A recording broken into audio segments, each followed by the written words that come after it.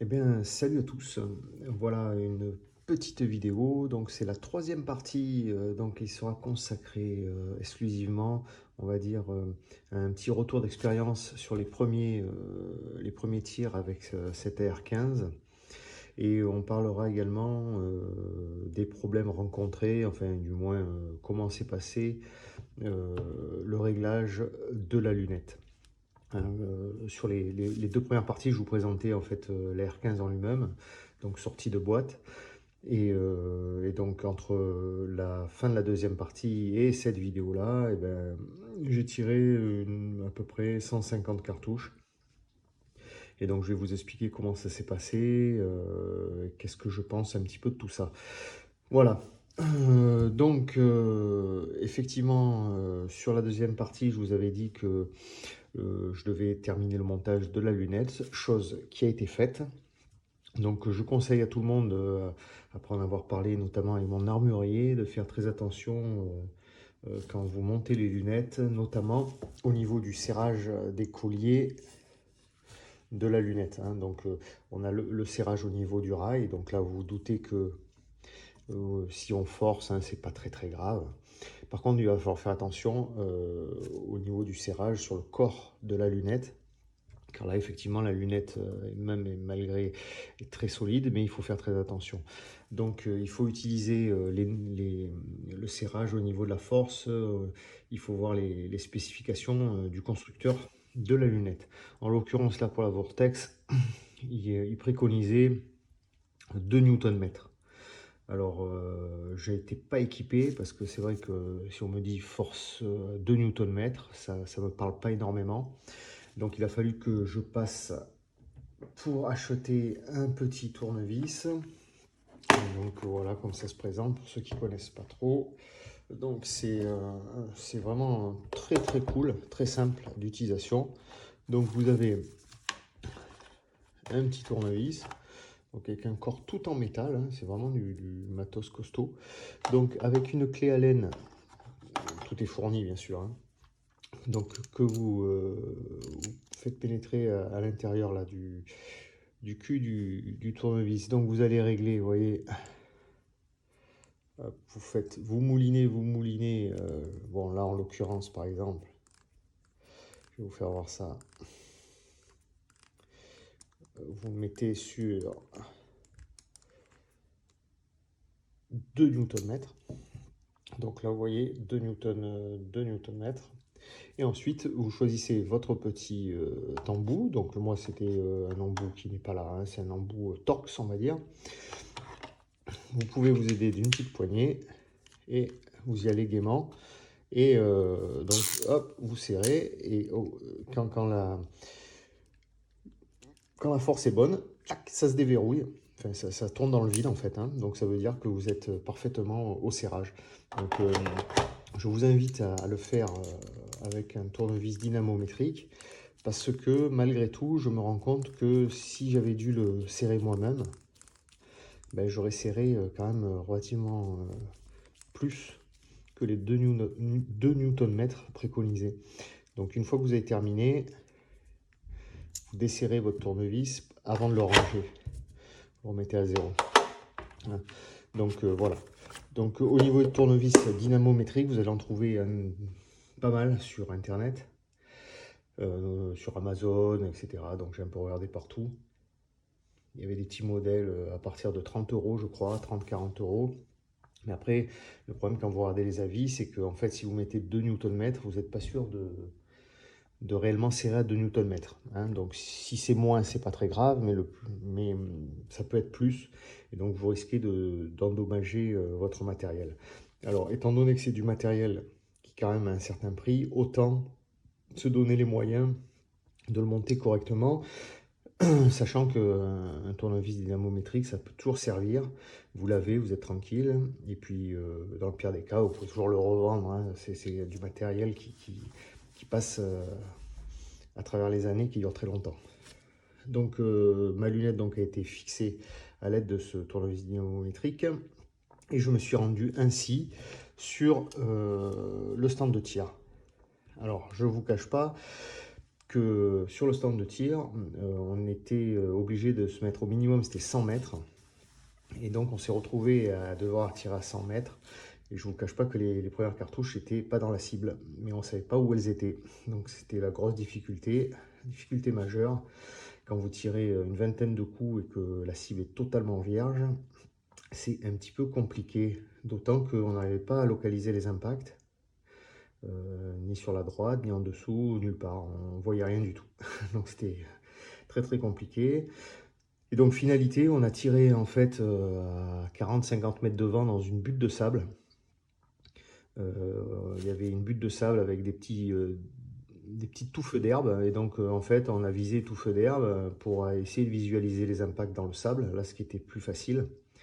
Et on a fait des corrections, et puis après on a réussi à mettre un impact en cible à 100 mètres. Et donc là, dès qu'il y a un impact en cible, ben, le tour est joué, puisqu'il suffit après de mesurer combien vous êtes en latéral et en hauteur pour pouvoir, grâce au clic, de régler votre lunette. Donc ça nous a pris un bon petit moment quand même, mais on a réussi.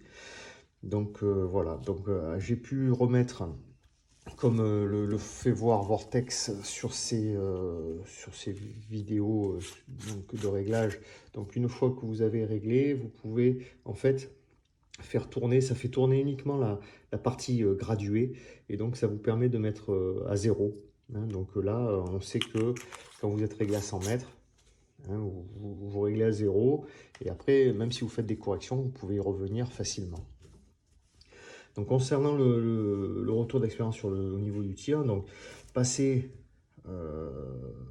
ce long moment à régler la lunette, c'est pas été évident. Donc au niveau de l'arme, très bonne sensation. Et franchement, je ne suis pas du tout déçu de cette AR-15. Je n'ai eu aucun incident de tir, mais vraiment aucun. C'est-à-dire que ce soit au niveau du chambrage des cartouches, au niveau de l'éjection, au niveau du cyclage. Je n'ai absolument eu aucun incident sur les 150 cartouches. Donc je suis très satisfait, parce que c'est vrai que parfois sur une arme neuve on peut rencontrer quelques petits problèmes. Donc j'ai utilisé des chargeurs qui n'étaient pas d'origine, mais bon, je pense que le chargeur d'origine ça aurait donné la même chose, les chargeurs Magpul là, de 30 coups. Donc tout fonctionne vraiment super bien. La tenue de l'arme est très bonne. Comme je vous avais dit sur une vidéo précédente, donc avec, bien sûr, les tirs ont été faits en appui avec un bipied.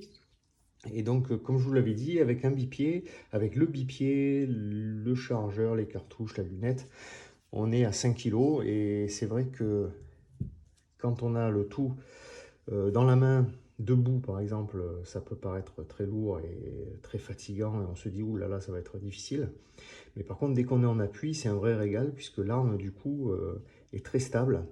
Et très peu de mouvement lors du tir.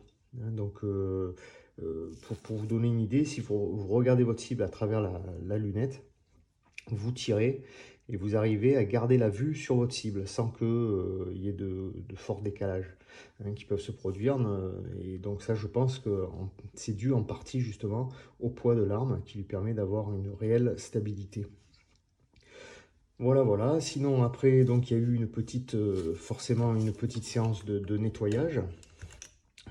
Donc, que sur 150 cartouches, un petit encrassement, c'est vrai, mais bon, ça, à la limite, dès qu'on en tire une, il commence à avoir des traces de poudre, etc. Donc là, au bout de 150 cartouches, j'ai nettoyé. C'était pas, on va dire, pas dégueulasse. J'ai nettoyé le canon, tranquille. Et au niveau on va dire, de tout ce qui est culasse et la masse de transport, là, ouais, il y avait un petit peu de résidus. La partie qui s'encrasse, on va dire, le plus, c'est justement au niveau du bolt carrier, là. Mais bon, c'est pas dramatique. Disons que j'avais graissé, donc la graisse, on voit qu'elle était, à l'origine, elle est blanche. Là, elle était devenue un peu noire, hein, forcément, puisqu'elle se charge en particules. Mais bon, c'était pas dramatique, il n'y avait pas vraiment je pense que j'aurais pu vraiment tirer encore pas mal de centaines de cartouches avant d'avoir le moindre souci. Hein, donc je vous rappelle que pour le nettoyage, hein, c'est comme toutes les armes classiques. Donc vous nettoyez tranquille et puis surtout vous observez, il faut très très bien observer. Dès que vous voyez une trace de frottement d'usure, c'est que ça nécessite un graissage, hein. Donc on ne se prend pas la tête de savoir si là ou là il faut graisser. On graisse les parties en mouvement et les parties en mouvement qui frottent, hein. Quand il n'y a pas de frottement, bon, on peut graisser, hein, ça va apporter une petite protection contre la corrosion forcément. Mais sinon, s'il n'y a pas de frottement ni de friction, c'est pas nécessaire. Donc vous allez voir, étant donné qu'à l'intérieur les pièces elles sont traitées, elles sont souvent parkérisées ou elles sont noires ou elles sont enfin peintes ou un traitement quel qu'il soit, dès qu'il y a un frottement, on voit une trace, une petite trace d'usure, etc. Donc là, dès que vous voyez une petite trace, c'est que c'est un endroit où il y a friction et donc c'est un endroit qu'il faut graisser. Donc on n'est pas obligé d'en mettre des tonnes, mais on met un peu de gras et ça protège, hein. Donc voilà, sinon je n'ai rien à rajouter de plus, hormis le fait que je suis vraiment entièrement satisfait. Concernant la Vortex, donc je ferai une petite vidéo, parce que là si j'en parle maintenant, on va faire une vidéo un peu trop longue, ça ne sera pas nécessaire. Au niveau de la Vortex, donc entièrement satisfait par la qualité, vraiment c'est vraiment une lunette de superbe qualité. Le réticule par rapport au tir, très très bien. Petit bémol, mais alors là c'est vraiment un petit bémol parce que c'est que le point rouge, si quand vous l'utilisez vraiment en situation ou de plein soleil, etc., que même si vous êtes à l'ombre, hein, là les pas de tir sont abrités, mais après le champ de tir était en plein air forcément. Ben écoutez, même si vous le mettez à fond, vous voyez que ça change de couleur, il est plus noir, il devient légèrement rouge, on va dire, forcément, mais ça ça a aucun intérêt en fait, hein. On ne voit même pas qu'il est allumé, hein.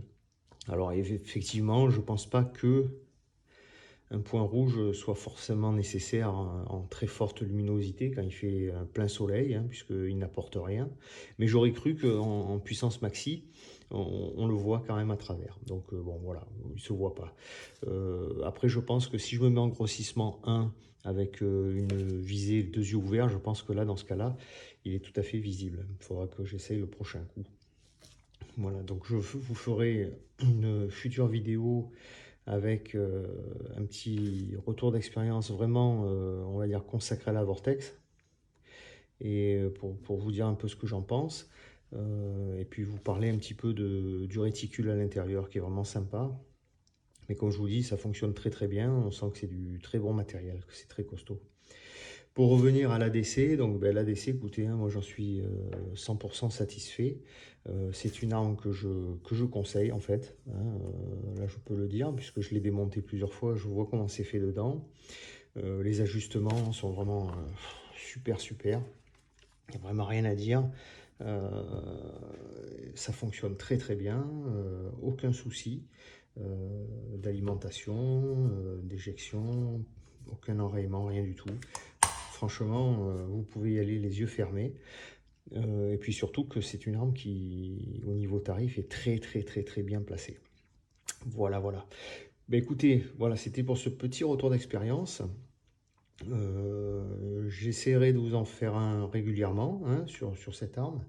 Et également pour parler des petites améliorations. Là, au niveau de la détente, donc je pense que je vais essayer de retravailler un petit peu, puisque la détente d'origine est très sympa.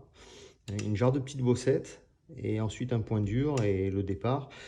Bon, je la trouve un petit peu dure et je me surprends en fait quand je lâche mes coups, je sens que je suis pas vraiment nickel au niveau du départ. Je me dis, tiens, là, ça aurait pu être meilleur. Alors je me dis, pas forcément, c'est peut-être pas forcément le vrai, mais je me dis que au niveau des résultats en cible, il y a peut-être quelque chose à voir avec mon départ qui selon moi n'est pas top top top. Alors bon, je vais essayer dans un premier temps de bien nettoyer tout ce qui est pièces, avec un petit polissage sans casser les angles comme d'habitude, juste un nettoyage en fait, hein, polissage de surface, pour voir si ça apporte un plus. Et après, je vous cache pas que si ça n'apporte rien, j'essaierai dans un deuxième temps de voir au niveau du ressort principal de queue de détente. Et après, peut-être, si en troisième état, peut-être de changer le système et de voir un peu ce que ça propose, étant donné que Je pense que je vais plutôt me diriger vers du tir en appui, en précision, parce que j'aime ça. Je pense que le fait d'avoir une détente de très bonne facture a peut-être un intérêt certain. Voilà, hein. Donc voilà, voilà, écoutez, si vous avez des questions à me poser, n'hésitez pas. Voilà, sachez que là, vous voyez, aux dernières séances de tir, j'ai mis le pied sur le dessous. C'était pas mal. Parce que la dernière fois, je l'ai mis sur le dessus parce que l'arme est plus basse. C'est sympa aussi, mais après, en rapport de l'endroit où vous tirez et la cible, ça vous permet d'être plus ou moins quasiment au même niveau que la cible. Alors j'ai eu juste un petit souci, voilà, je vous le dis avant de finir. Alors peut-être que vous allez pouvoir m'éclairer là-dessus, c'est que je tire d'habitude avec un casque avec des coques en plastique, un casque électronique style Peltor, là, et j'ai été un petit peu gêné par ce côté-là, là. Vous voyez le dessus de la joue en fait de la crosse qui pourtant n'est pas du tout, vous voyez, il y en a qui rajoutent des... Là il est très bas. Et alors, est-ce que c'est ma position? Alors, la question que je vous pose, c'est est-ce que c'est ma position, moi, vis-à-vis de la carabine qui va pas? Parce que j'avais la coque, en fait, qui tapait ici. Et du coup, j'avais une mauvaise... Je sentais que j'étais pas à l'aise. Une mauvaise position avec ma prise de visée au niveau de la lunette. J'étais vraiment gêné par le casque. Et j'ai fini la séance avec des bouchons d'oreille, en fait. Et là, tout allait mieux. Donc ça, eh ben, si vous avez des petites astuces à ce niveau, n'hésitez pas à me les donner. Je vous souhaite une bonne journée. Je vous dis à très vite pour la suite. Ciao, ciao.